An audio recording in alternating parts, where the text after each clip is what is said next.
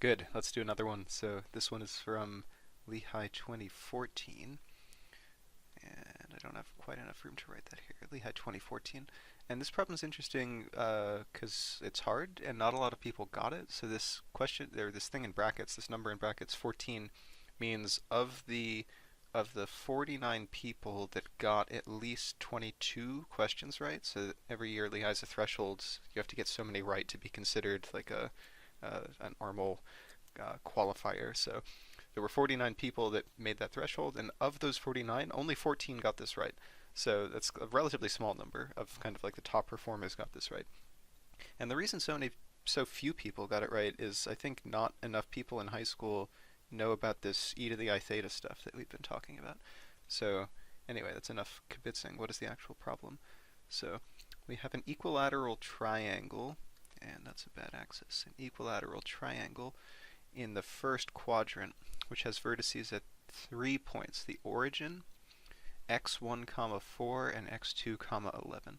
So I'm going to try to draw this that actually looks equilateral, but we don't know what x1 and x2 are.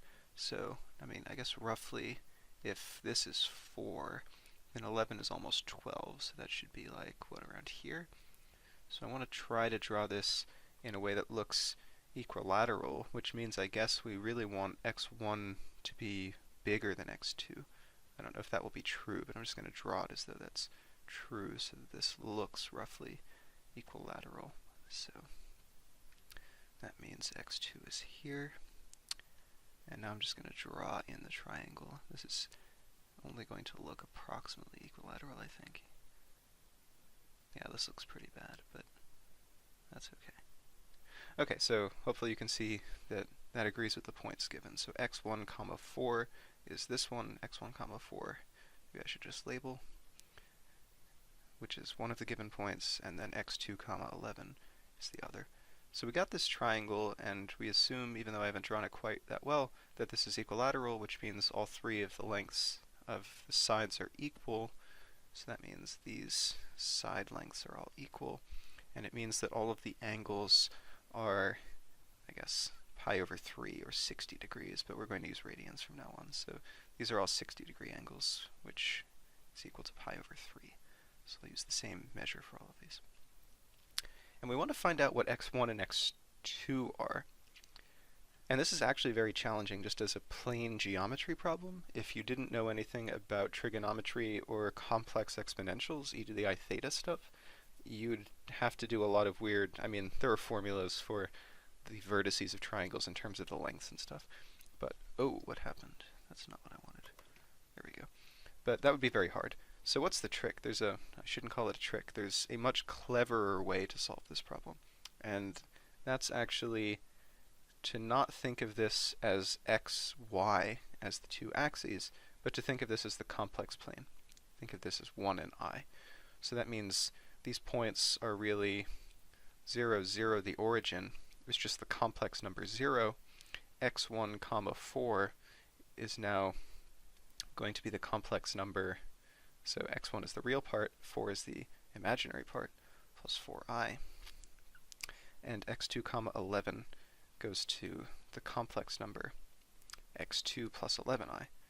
And this might seem strange initially, but as you progress in mathematics, you'll see that complexifying problems actually often makes them much simpler.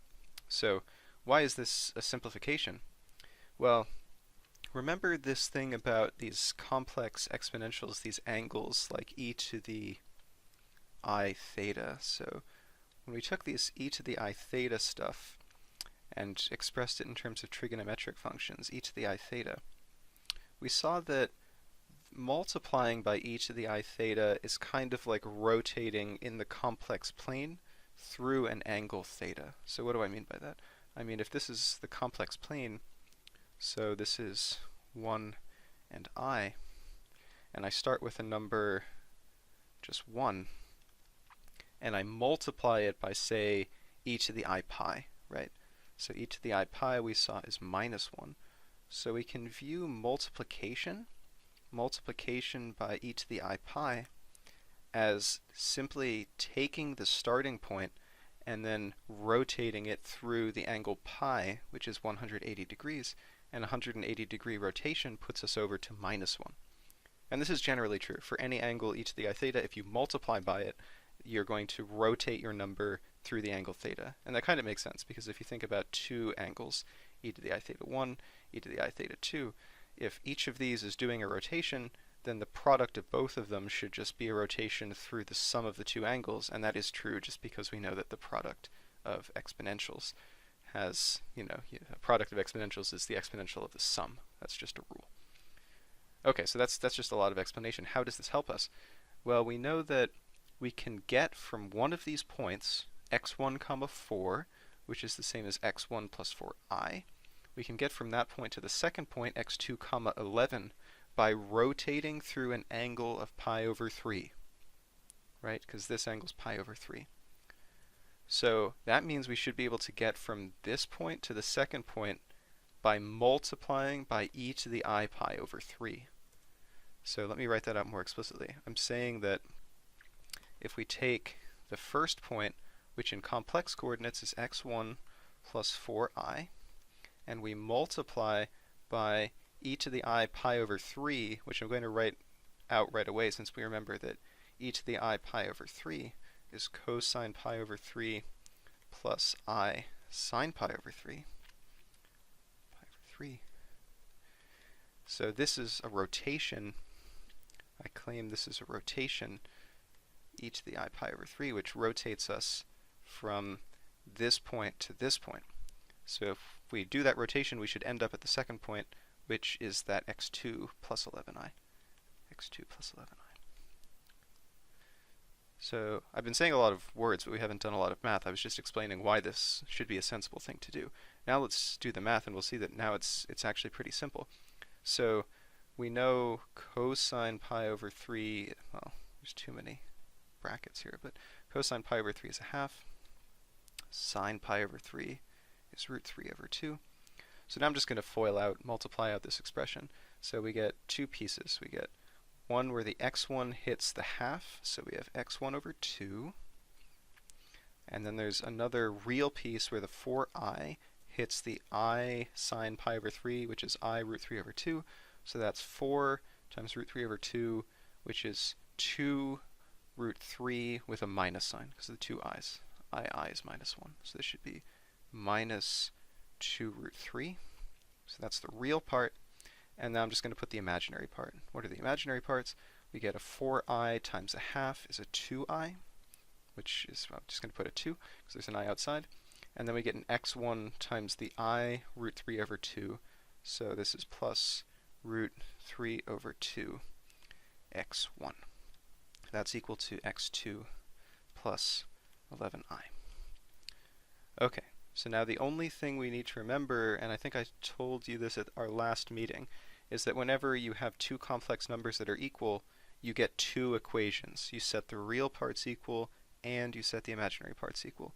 So that means the purple things are equal and the yellow things are equal. So we get two equations.